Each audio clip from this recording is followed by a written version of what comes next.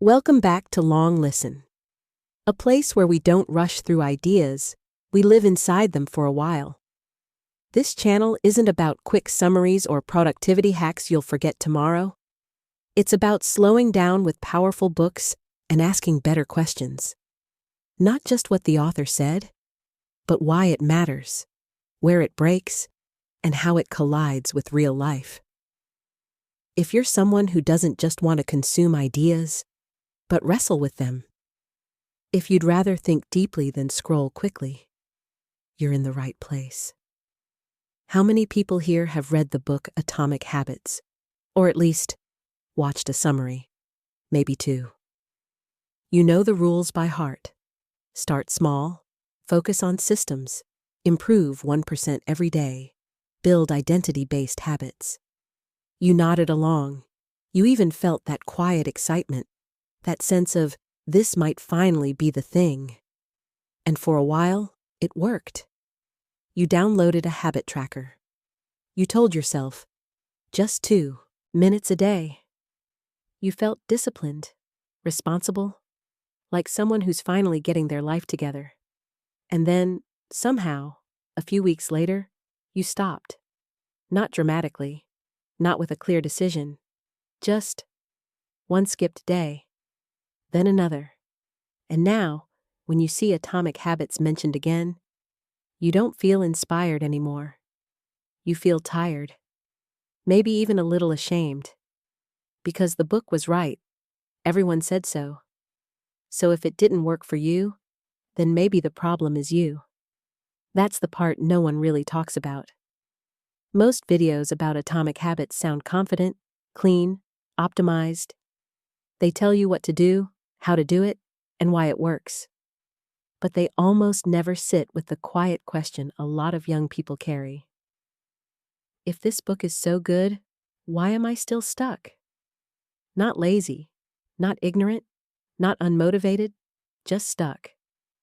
Here's something uncomfortable but important.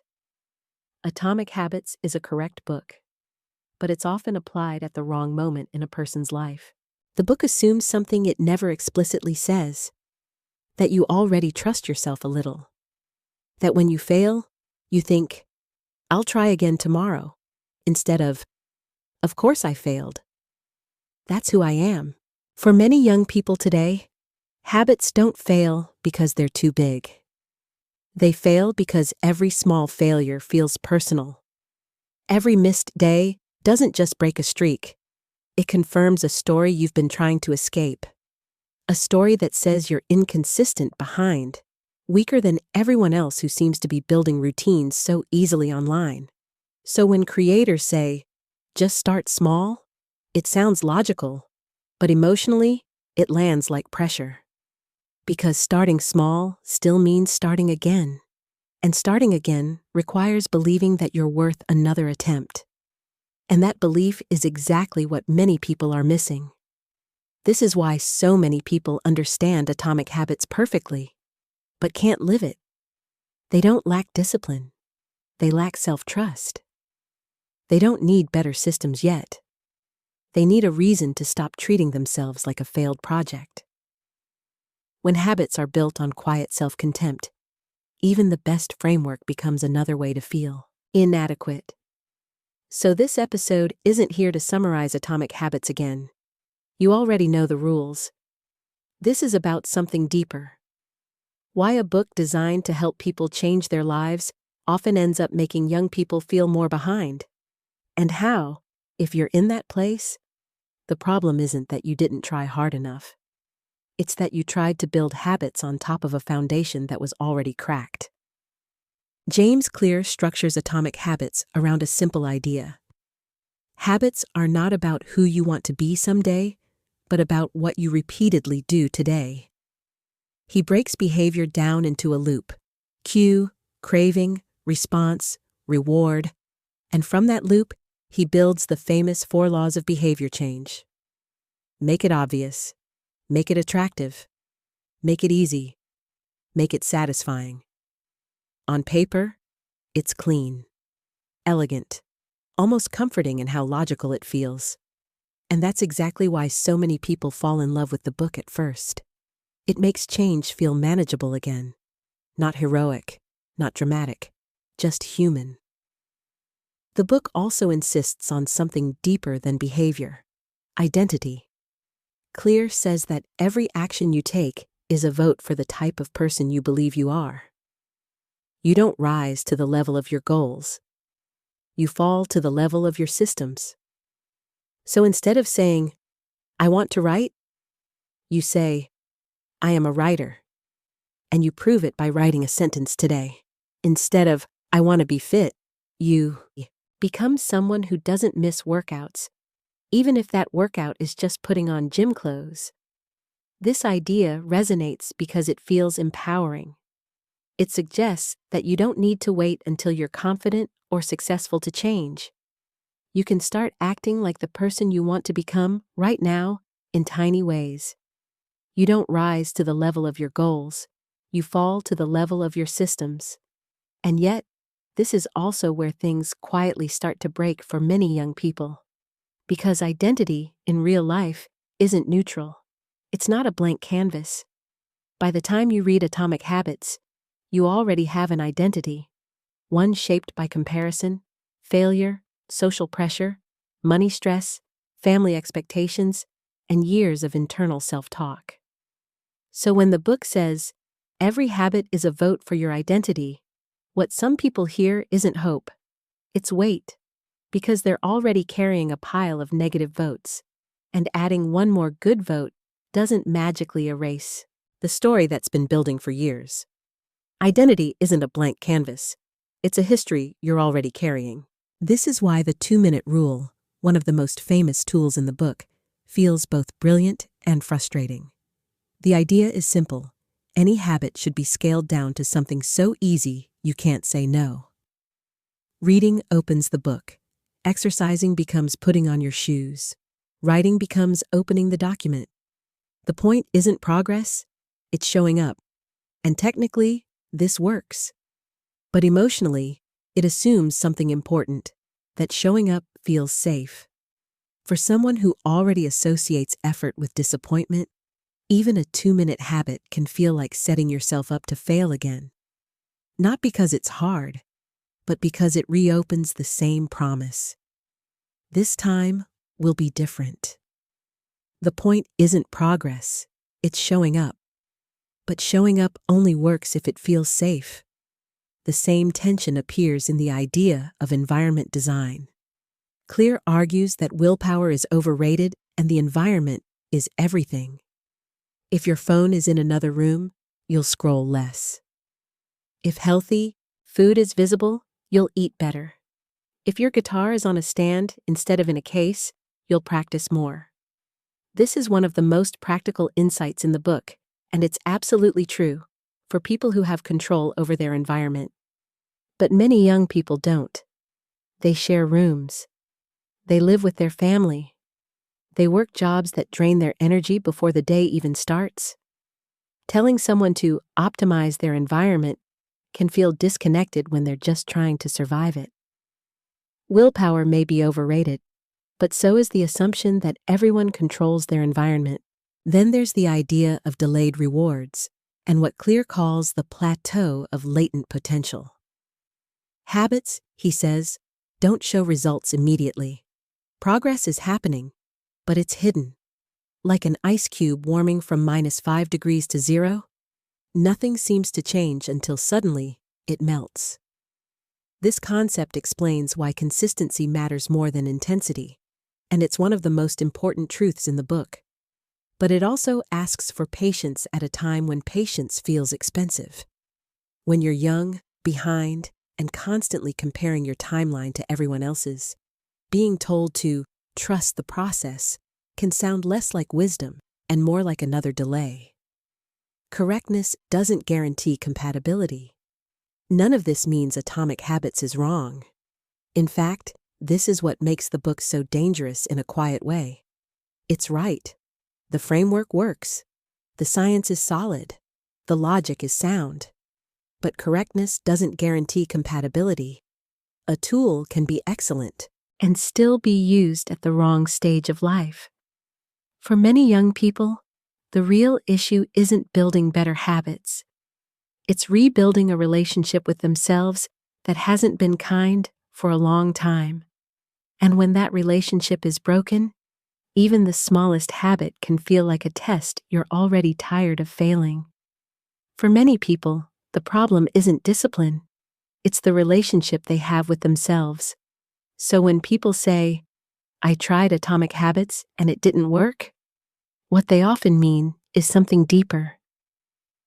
I tried to change my behavior without first changing how I treat myself when I fall short.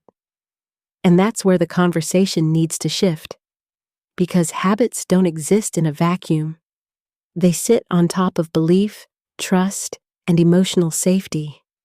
And without those, even the best system in the world starts to feel like another reminder of how far you still have to go.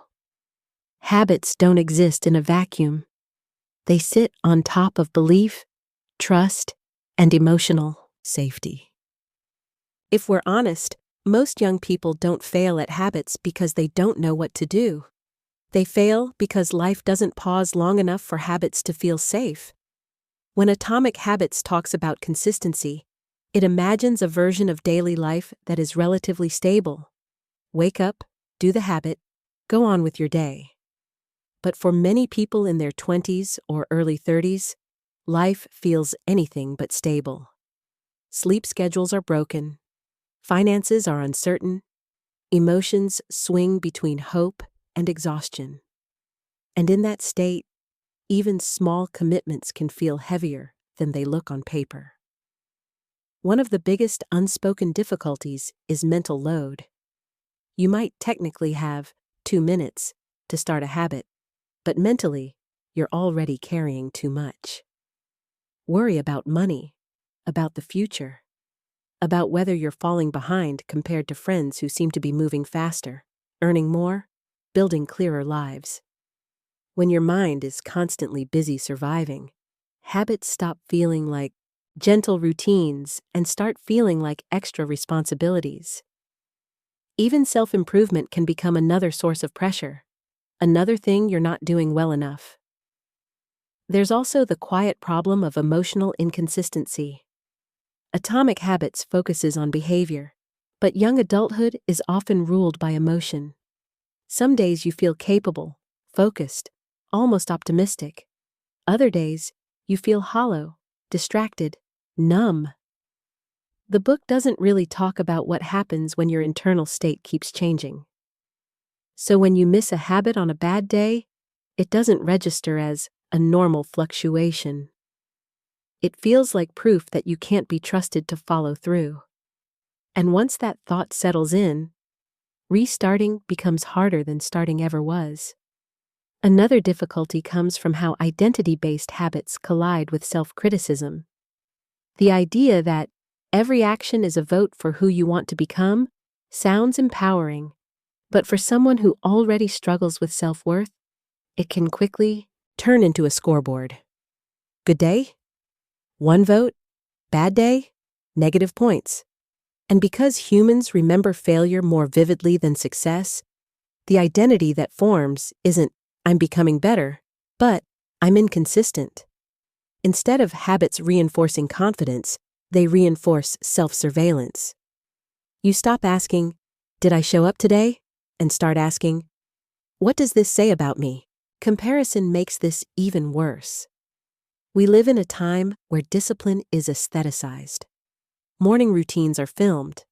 Productivity is optimized, branded, shared. When you try to build habits in private but consume success in public, it creates a distorted sense of progress. You don't compare your day to yesterday. You compare it to someone else's highlight reel. So even when you're improving quietly, it doesn't feel like enough. Atomic Habits encourages focusing on the process, but the world around you constantly pushes outcomes into your face. Then there's the issue of starting from behind. Many young people don't feel like they're building on neutral ground. They feel like they're repairing damage, gaps in education, years lost to confusion. burnout from jobs that took more than they gave. In that context, slow improvement can feel insulting. When you're already tired, being told that progress takes time doesn't feel reassuring. It feels unfair. It's not that you want instant success. It's that you want relief. And habits, by nature, don't promise relief quickly. Shame plays a role here too. Shame is subtle. It doesn't shout. It whispers. It says, "You should be further by now."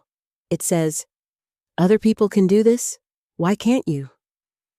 When shame is present, habits become moralized. Missing a workout doesn't just mean you skipped exercise. It means you're lazy. Breaking a streak doesn't just mean life got in the way. It means you lack discipline. Over time, this emotional weight turns habits into reminders of inadequacy rather than tools for growth. And eventually, the mind does what it always does to protect itself. It avoids the thing that makes it feel bad. Environment, again, becomes a barrier in ways the book can't fully address. Not everyone has a quiet room, a flexible schedule, or the energy left at the end of the day to design their environment. Some people are fighting invisible battles: family conflict, cultural expectations, the pressure to be practical instead of passionate. Habits don't exist separately from these realities. Trying to force consistency in an unstable environment can feel like blaming yourself for circumstances you didn't choose. There's also grief, though it rarely gets named. Grief for the version of yourself you thought you'd be by now. Grief for wasted time. Grief for motivation that used to come easily.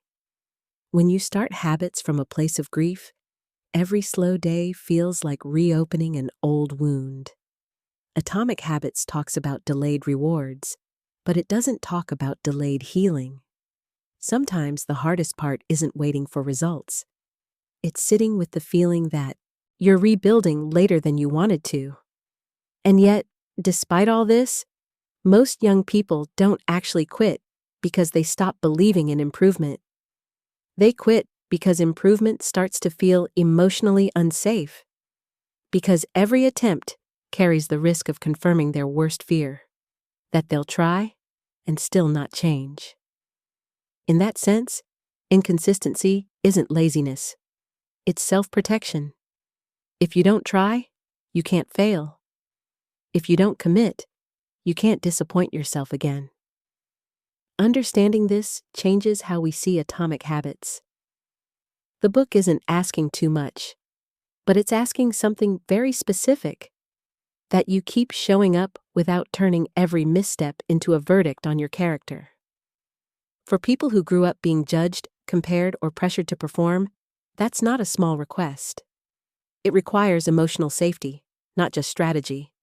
So when habits don't stick, the answer isn't always to make them smaller or easier. Sometimes the real work is softer and slower. Learning how to miss a day without spiraling. Learning how to restart without punishment. Learning how to treat effort as evidence of care, not competence. Until that happens, habits will keep collapsing under the same invisible weight. Not because you're weak, but because you've been carrying more than the framework ever acknowledged. If part 3 was about naming the weight, then this part is about learning how to put it down. Not all at once, not dramatically, but carefully, in a way that doesn't hurt you in the process. A new approach to habits doesn't begin with doing more. It begins with demanding less violence from yourself, less self-judgment, less urgency to fix your life as if it's a broken machine. Before habits can help you grow, they have to feel safe enough to exist in your life without turning against you. The first shift is subtle but essential. Habits are not promises of success. They are signals of self-respect. Most people start habits as contracts. If I do this every day, I will become better. But contracts imply punishment when they're broken. A healthier way to start is to see habits as gestures. Small, repeatable ways of saying, I'm still here with myself. When you miss a day, the gesture doesn't disappear, it waits. And the moment you return, the meaning of the habit hasn't been erased. This reframing changes how identity works. Instead of asking, what kind of person do I want to become? A question that can feel distant and intimidating. Ask, what kind of relationship do I want to have with myself? Identity doesn't need to be ambitious to be powerful. I am someone who comes back is an identity. I am someone who doesn't abandon myself when things get messy is an identity. These are identities you can prove even on bad days, especially on bad days. From here, habits stop being about streaks and start being about recovery time. The most important metric is no longer how many days in a row you succeeded, but how gently and quickly you return after you fall off. This is something Atomic Habits hints at but never centers. Yet for young people, it's everything. A habit that survives failure is more valuable than a habit that only works when life is calm. So instead of asking, did I do it today? You ask, did I make it harder or easier to come back tomorrow? The second shift is slowing down identity formation. James Clear is right that habits shape identity, but identity doesn't need to be decided up front. You don't need to claim, I am a writer, to write one paragraph. You can simply say, today, I acted in alignment with something I care about. Identity can emerge quietly, without announcements, without pressure. When you let identity grow organically, you remove the fear of failing at being someone. You're just practicing ways of living. This also means choosing habits that stabilize you before they optimize you. Many young people jump straight into habits meant to improve performance, waking up early, grinding harder, pushing discipline. But if your life already feels unstable, performance habits will collapse. Stability habits come first. Habits that regulate your nervous system. Habits that make your days more predictable, not more impressive. Sleeping at roughly the same time. Eating something nourishing regularly. Stepping outside once a day. These habits don't look productive, but they create the ground that productivity needs. Another crucial shift is redefining easy. The 2-minute rule is about reducing friction, but friction isn't only physical, it's emotional. A habit isn't truly easy if it triggers shame, comparison, or self-criticism. Sometimes the easiest version of a habit isn't 2 minutes, but without self-talk. For example, instead of I should work out, the habit becomes move my body in a way that doesn't feel punishing. Instead of I need to read, it becomes spend time with words without pressure to finish. When habits stop carrying judgment, they stop demanding emotional energy you don't have. Environment design can also be softened. Not everyone can change their space, but everyone can change their expectations of that space. You don't need a perfect setup. You need permission to be imperfect. A habit done in a messy room still counts. A habit done while tired still counts. When you remove the requirement for ideal conditions, consistency becomes more humane. The environment doesn't have to motivate you. It just has to stop discouraging you. One of the most important changes is how you reward yourself. Atomic Habits emphasizes immediate rewards, but many young people already live in a reward-saturated world. The problem isn't lack of pleasure, it's lack of meaning. So instead of external rewards, the most powerful reinforcement becomes acknowledgement. Not celebration in a loud sense, but recognition. Taking a moment to notice, I showed up even though it was uncomfortable. This kind of reward rebuilds trust rather than chasing dopamine. There is also a shift in how you talk to yourself when habits fail. Failure doesn't need analysis right away. Often, the urge to figure out what went wrong is just another form of self-blame. Sometimes the most supportive response is simply, "That day was hard." No lesson, no takeaway, just honesty. When you learn to respond to missed habits with understanding instead of correction, you remove the emotional penalty that makes restarting so difficult. Over time, this approach changes what consistency means. Consistency is no longer about never missing. It's about staying in relationship with the habit over weeks and months, even when you drift. You stop thinking in terms of "I ruined it" and start thinking in terms of "I'm still practicing." This mindset doesn't lower standards, it makes them survivable. And survivable habits are the only ones that last. Slowly, something else happens. Self-trust begins to return. Not because you became perfect, but because you became reliable to yourself in a new way. You stopped disappearing when things got hard. You stopped using habits as proof of worth and started using them as expressions of care. At that point, the original ideas in Atomic Habits finally have something solid to stand on. Systems work, small changes compound, identity shifts, but they do so gently, without forcing you to become someone else overnight. This new approach doesn't reject Atomic Habits. It completes it. It places the framework inside a context James Clear didn't fully explore. The emotional reality of young people trying to grow in an unstable world.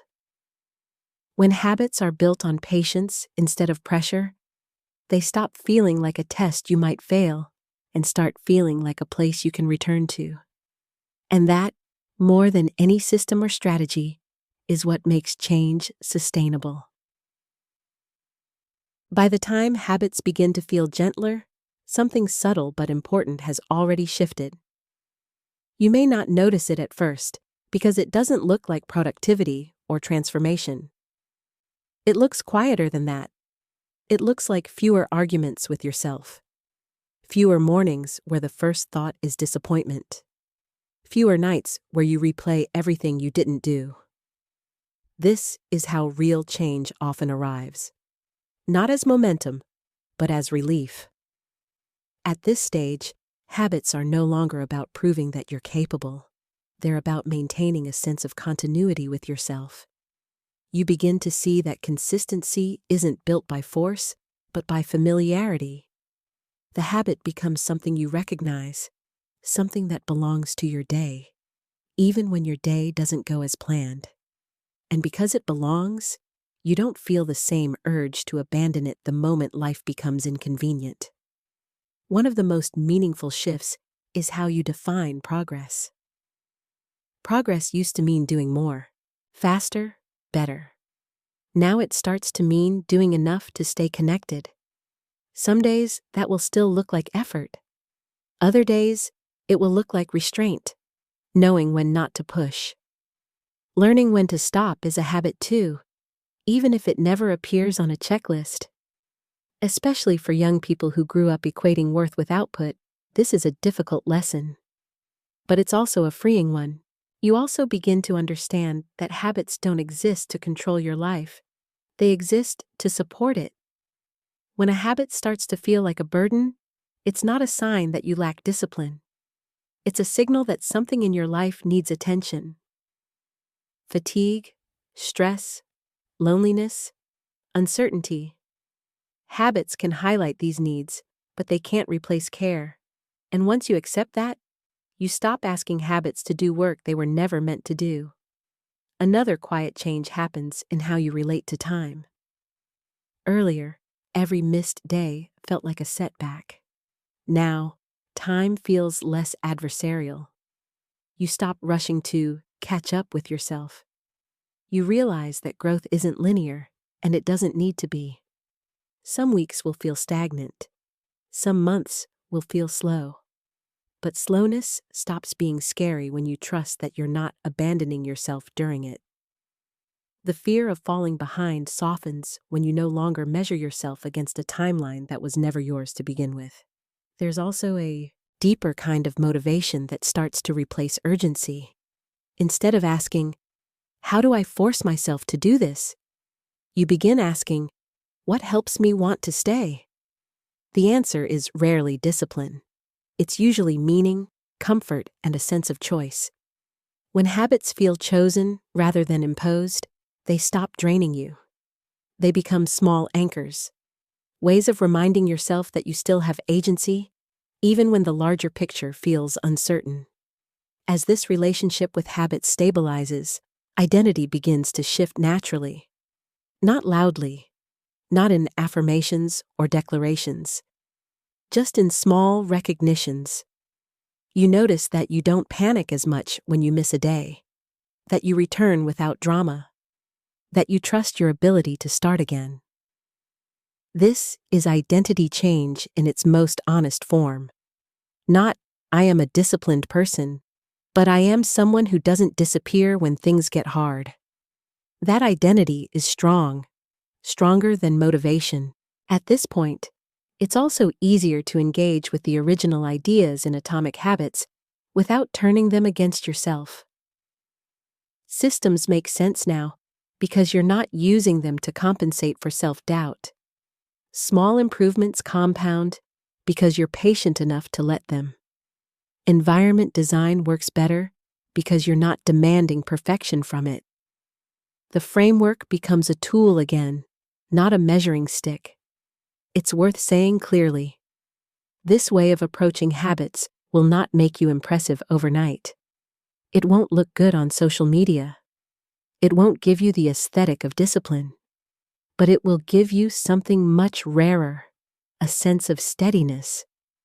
And steadiness is what allows growth to continue when motivation fades, when novelty wears off, when life inevitably interrupts your plans. Many young people think they need to become tougher to change. In reality, they often need to become kinder. Not in a way that avoids responsibility, but in a way that makes responsibility sustainable. Habits built on punishment collapse under pressure. Habits built on care adapt. They bend instead of breaking. They wait instead of judging. And they last. If you're listening to this and thinking, "I still struggle, I still miss days, I still feel behind," that doesn't mean this approach isn't working. It means you're human. The goal was never to eliminate struggle. It was to stop letting struggle define you. When habits are approached this way, they stop being a test of worth and start becoming a quiet form of companionship. Something steady beside you as you figure things out. And that may not sound dramatic, but in a world that constantly tells young people they are late, lacking, or failing, learning how to stay with yourself is one of the most radical forms of progress there is. If there's one thing worth carrying with you from this conversation, it's this. You were never broken for struggling with habits. You weren't missing discipline, intelligence, or willpower. You were trying to grow in a season of life that is noisy, unstable, and emotionally demanding. And you were doing it with tools that didn't always acknowledge that reality. That's not failure. That's being human. Atomic Habits was never meant to turn you into someone else. At its best, it was meant to help you become more aligned with yourself through small, repeatable actions. But alignment doesn't come from pressure. It comes from patience, from learning how to stay when things are uncomfortable, instead of disappearing the moment you fall short. When habits are built on self-respect rather than self-criticism, they stop feeling like obligations and start feeling like support. You don't need to fix your entire life. You don't need a perfect routine. You don't need to catch up to anyone. What you need, and what you're allowed to have, is a way of growing that doesn't cost you your sense of worth along the way. Progress that doesn't demand you hate who you are in order to become who you might be. So, If you're starting again, start gently. If you're tired, rest without quitting. If you miss a day, come back without punishment. Let your habits be small enough to survive your worst days, not just your best ones. Over time, that kind of consistency builds something deeper than results. It builds trust. And when you trust yourself again, habits stop being a struggle. They become a quiet agreement between you and your future. Not a promise to be perfect, but a commitment to stay.